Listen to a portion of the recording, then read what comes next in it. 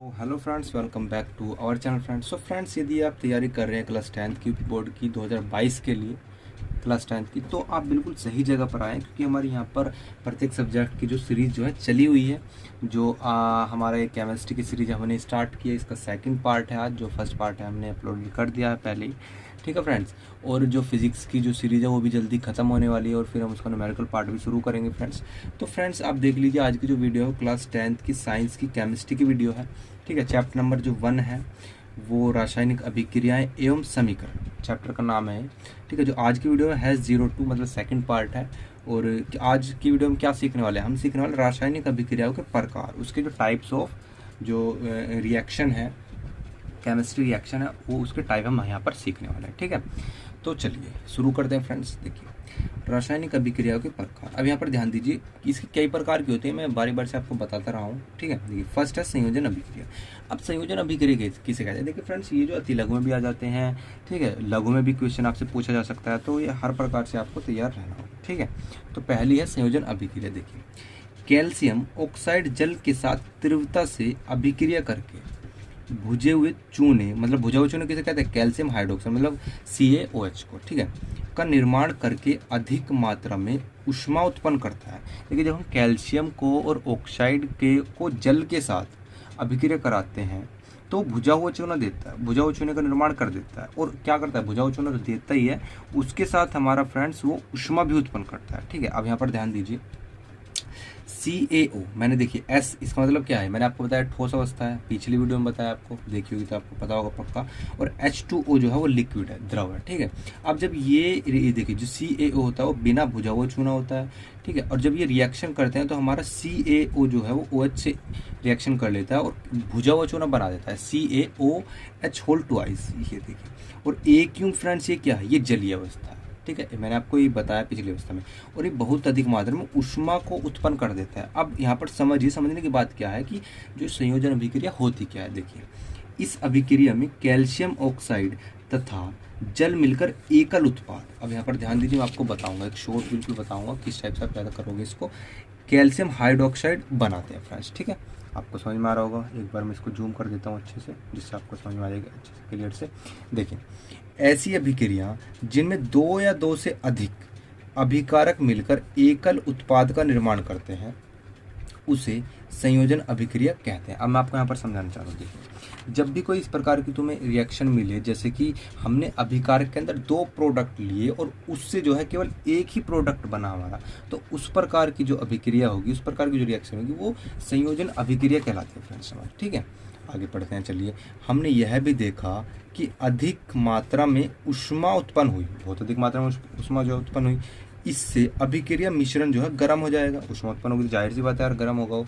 जिन अभिक्रिया में उत्पाद के निर्माण के साथ साथ ऊष्मा भी उत्पन्न होती है उन्हें ऊष्माक्षेपी रासायनिक अभिक्रिया कहते हैं। अब यहाँ पर ध्यान दीजिए, ये एक नंबर में आपसे पूछा जा सकता है कि ऊष्माक्षेपी अभिक्रिया किन्हें कहते हैं?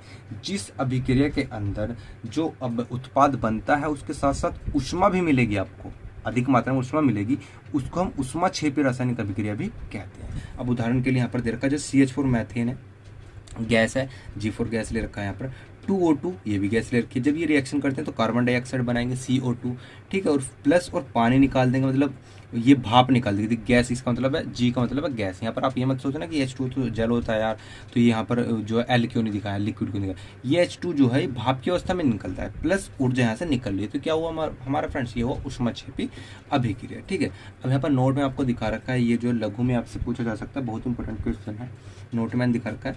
श्वसन एक ऊष्माक्षेपी अभिक्रिया है, इसको समझाइए। चलिए, इसको समझाने की मैं कोशिश करता हूँ आपको।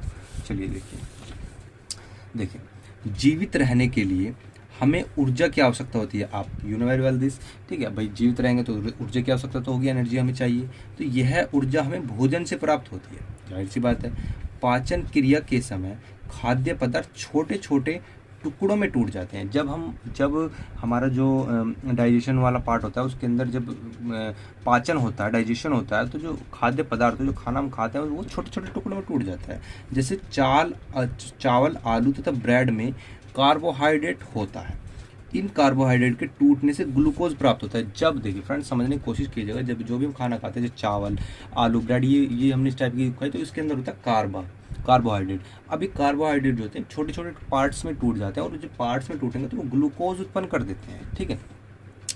यह ग्लूकोज हमारे शरीर की कोशिकाओं में उपस्थित ऑक्सीजन से मिलकर हमें ऊर्जा प्रदान कर देता है। अब देखिए जो ग्लूकोज होगा वो हमारे शरीर के अंदर तो ऑक्सीजन है ही, उससे रिएक्शन कर लेता है और हमें जो है उससे जो है जब रिएक्शन करेगा तो एक ऊष्माक्षेपीय अभिक्रिया बनेगी, वहाँ से ऊष्माक्षेपीय अभिक्रिया बनेगी तो उसका मतलब है कि ऊष्मा भी उत्पन्न होगी, तो वहाँ से ऊष्मा भी यहाँ से उत्पन्न हो जाती है।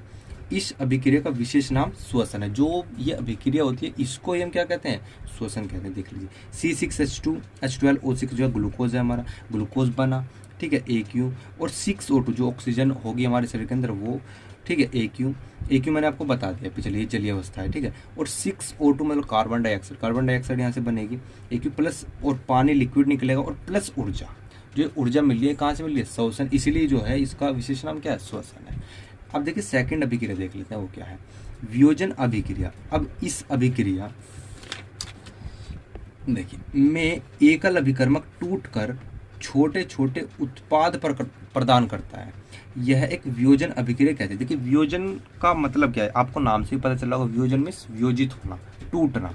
अब कोई एक प्रोडक्ट हो, बिल्कुल जो एक प्रोडक्ट हो, अब उसके जो है जब वो उससे जो उसको गर्म करेंगे, ऊष्मा देंगे तो वो छोटे छोटे पार्ट्स में टूट जाती है वो रिएक्शन, तो उसी को हम कहते हैं वियोजन अभिक्रिया। जैसे 2FeSO4 है, मतलब जो S है ठोस पदार्थ है, उसको जब हम ऊष्मा देंगे तो छोटे छोटे पार्ट्स में टूट जाएगा, Fe2O3, ठीक है, SO2 SO3, ये गैस ही बन जाएंगे SO2 और SO3। ये सल्फर डाइऑक्साइड बोलते हैं, और अगर 3 आ जाता है तो ट्राई हो जाता है, सल्फर ट्राईऑक्साइड, ठीक है। देखिए ये फेरस सल्फेट है FeSO4, और ये हो गया आपका Fe2O3, मतलब ये जो 3 होती है ये इस टाइप से, जो Fe3 का जो ये 3 जो है ये Fe के लिए है, और ये जो 2 है ये O के लिए है, समझ पा रहे हो। ऑक्सीजन का जो परमाणु है वो ये 2 है और Fe का जो है 3 है, तो ये फेरिक ऑक्साइड हो जाता है, और जो 1 होगा वो क्या होगा, फेरस सल्फेट होगा। अब आपको समझ में आ गया कि वियोजन अभिक्रिया क्या होती है। वियोजन अभिक्रिया भी होती है जब हम कोई एक पदार्थ लेते हैं और उसमें ऊष्मा प्रवाहित करते हैं तो वो छोटे छोटे पार्ट्स में टूट जाती है, तो वियोजन मतलब वियोजित हो जाती है, ठीक है। आगे पढ़िए, वियोजन अभिक्रिया में अभिकारक को तोड़ने के लिए ऊष्मा, प्रकाश या विद्युत ऊर्जा की आवश्यकता होती है, क्लियर है। जिन अभिक्रिया में ऊर्जा अवशोषित होती है उन्हें ऊष्माशोषी अभिक्रिया कहते हैं। अभी हमने जो पीछे सीखा कि भाई जिस रिएक्शन के अंदर ऊष्मा निकलेगी, बनेगी रिएक्शन होने के बाद, वो ऊष्माक्षेपी हुआ, और जो ऊष्माशोषी मतलब ऊर्जा अवशोषित, जिन अभिक्रिया में ऊर्जा जो होगी अवशोषित होती है उन्हें क्या कहते हैं, ऊष्माशोषी अभिक्रिया कहते हैं। तो वियोजन क्लियर, संयोजन क्लियर, ठीक है। अब थर्ड देखते हैं विस्थापन अभिक्रिया। विस्थापन अभिक्रिया क्या होती है, देखिए इस अभिक्रिया में लोहे ने दूसरे तत्व कोपर को कोपर सल्फेट के विलयन से विस्थापित कर दिया या हटा दिया। अब मैं इसको समझाऊंगा आपको रिएक्शन की मदद से, ठीक है। तो देखते हैं, देखिए इस अभिक्रिया को विस्थापन अभिक्रिया कहते हैं। अब यहाँ पर समझने की कोशिश कीजिएगा। देखिए ये Fe हमारा क्या हुआ, लोहा हुआ, ठीक है, मतलब ठोस पदार्थ ऐसा लगा रखा है, SuSO4 AQ जलीय पदार्थ मतलब कॉपर सल्फेट। अब यहाँ पर कहना क्या चाह रहे हैं, कहना चाह रहे हैं जो Fe जो है वो Fe क्या करता है, वो SO4 से क्या करेगा, रिएक्शन कर लेता है और Cu को विस्थापित कर देता है, यहाँ से भगा देता है। SO4 से जो रिएक्शन कर लेगा और Cu4 को भगा देगा। जो इस टाइप की प्रक्रिया होती है कि जो विस्थापित कर देते हैं इस टाइप की, वो फ्रेंड्स हमारी होता है विस्थापन अभिक्रिया, जो विस्थापित करते हैं। अब देखिए Fe जो है SO4 से क्रिया करने के बाद FeSO4 आयरन सल्फेट बना देता है और Cu को यहाँ से विस्थापित कर देता है क्योंकि ये कमजोर होता है, ठीक है। तो कॉपर सल्फेट या आयरन सल्फेट यहाँ से बन जाता है। अब नोट में आपको बता रखा है, जिंक लेड आयरन कॉपर की अपेक्षा अधिक क्रियाशील है। अब समझ लीजिए ये जो है ये विस्थापित क्यों करता है, Fe जो है कॉपर को विस्थापित क्यों कर देता है, क्योंकि जो Fe जो होता है वो कॉपर की अपेक्षा अधिक क्रियाशील है वो, ठीक है, इसीलिए वो विस्थापित करते हैं। वे कॉपर को उसके यौगिक से विस्थापित कर देते हैं। जो भी इसका यौगिक होगा, जैसे CuSO4 है, इसमें से कॉपर को हटा देंगे क्योंकि Fe जो है Cu की अपेक्षा क्या है, अधिक क्रियाशील है, ठीक है। अब देखिए फोर्थ, द्विस्थापन अभिक्रिया। अब समझिए Ba2+ तथा SO4 ये आपका संयोजन हो गया कि अभिक्रिया से BaSO4 के अवक्षेप का निर्माण होता है। अवक्षेप मतलब कोई जो तली में बैठ जाता है उस पदार्थ को हम कहते हैं अवक्षेप, ठीक है। एक अन्य उत्पाद सोडियम क्लोराइड का भी निर्माण होता है। एक दूसरा उत्पाद इसके अंदर NaCl भी बनेगा जो विलयन में ही रहता है। वे अभिक्रियाएं जिनमें अभिकारकों के बीच आयनों का आदान प्रदान होता है उन्हें द्विविस्थापन अभिक्रियाएं कहते हैं। अब देखिए यहाँ पर Na2SO4 AQ जलीय अवस्था में, BaCl2 मतलब बेरियम क्लोराइड AQ जलीय अवस्था में। अब क्या करेगा फ्रेंड्स, जो SO4 है वो फ्रेंड्स Ba से क्रिया कर लेता है यहाँ से इस टाइप से, तो BaSO4 मतलब बेरियम सल्फेट यहाँ से बना देता है, और जो Na जो है वो Cl से क्रिया कर लेगा, जो कि ये नमक बना देगा, एक अवक्षेप बना देगा जो तली में जाकर के बैठ जाता है। ये फ्रेंड्स NaCl मतलब सोडियम क्लोराइड। अब यहाँ पर आपको क्या समझ में आया, बताइए क्या समझ में आया। यहाँ पर मैं बता दूं, वे अभिक्रिया जिनमें अभिकारकों के बीच आयनों का आदान प्रदान होता है उन्हें क्या कहते हैं, द्विविस्थापन अभिक्रिया कहते हैं। अब देखिए नोट, अभिक्रिया में श्वेत रंग के एक पदार्थ का निर्माण होता है जो जल में अविलेय है, ठीक है। इस अविलेय पदार्थ को अवक्षेप कहते हैं। जिस अभिक्रिया में अवक्षेप का निर्माण होता है उसे अवक्षेपण कहते हैं। जो जिस अभिक्रिया के अंदर अवक्षेप आपका बनेगा उसे क्या कह देंगे, अवक्षेपण अभिक्रिया कह देंगे। बहुत ही सिंपल सी परिभाषा है, आपको पढ़ लेंगे, ठीक है।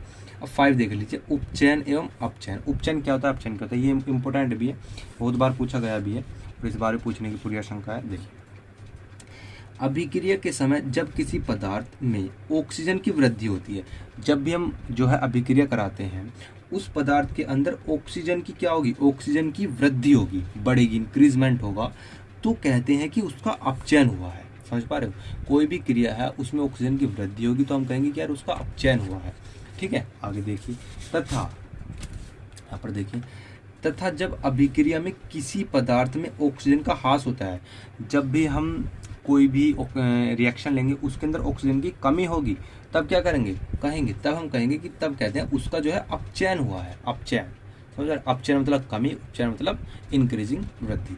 नो देखिए, CuO + H2O। अब यहाँ पर जो है गर्म का यहाँ पर निशान लगा दीजिए, त्रिभुज होता है गर्म करने का, ये दर्शाता है कि गर्म की जा रही है, ठीक है, Cu और H2O। अब यहाँ पर ध्यान दीजिए, देखिए CuO के अंदर से क्या हो रहा है, ध्यान दीजिए, यहाँ पर O जो है खत्म हो रहा है, ऑक्सीजन जो है उसका ह्रास हो रहा है, तो हाँ ये जो CuO जो है Cu में जाकर के अपचयन हो रहा है, ह्रास हो रहा है, ठीक है। और जो H2O है, H2O के अंदर यहाँ पर जा करके, ये देख रहे हो फ्रेंड्स, यहाँ पर आप जा करके O भी साथ में मिल रहा है, मतलब H2O, H2 के साथ O मिल रहा है, तो क्या कहेंगे, ये उपचयन होगा। जब ह्रास होता है तो अपचयन बोलते हैं ऑक्सीजन का, और जब वृद्धि होती है तो क्या बोलते हैं, उपचयन। समझ में आ गया। आगे देखिए, जब अभिक्रिया में कॉपर ऑक्साइड में ऑक्सीजन का ह्रास हो रहा है इसलिए यह अपचयित हुआ है, ठीक है।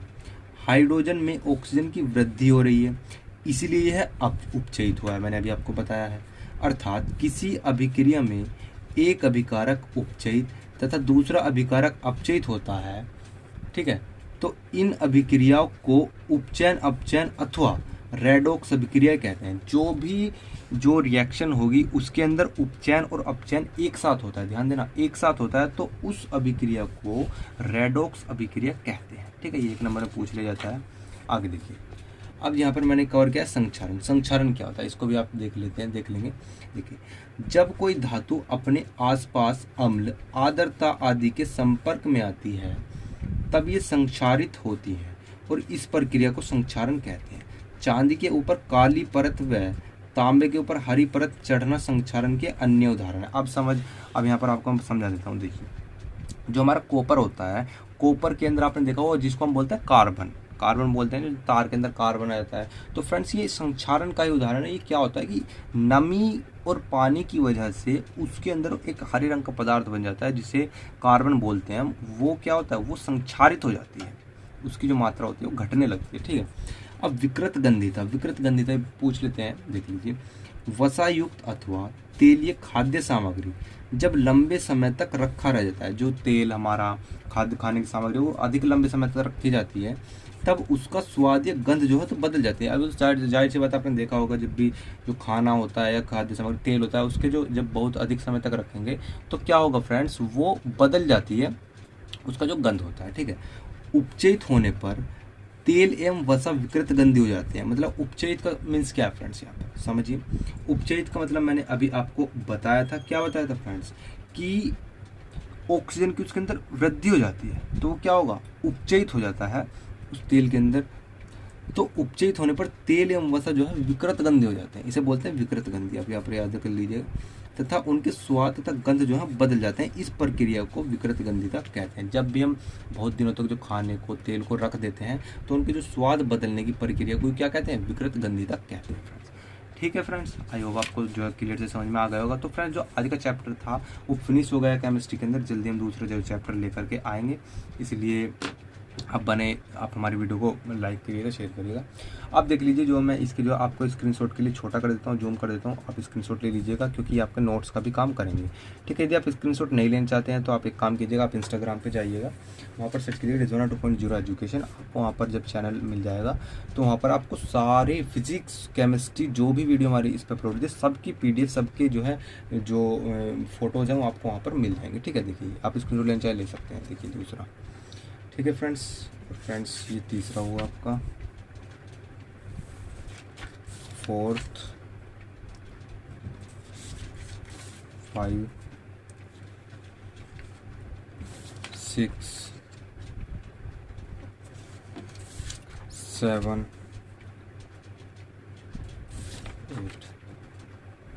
ठीक है फ्रेंड्स, आई होप आपको अच्छे से, बिल्कुल से बड़े क्लियर से समझ में आ गया होगा। तो फ्रेंड्स मिलते हैं नेक्स्ट वीडियो में, तब तक के लिए बाय बाय, टाटा की प्रैक्टिस।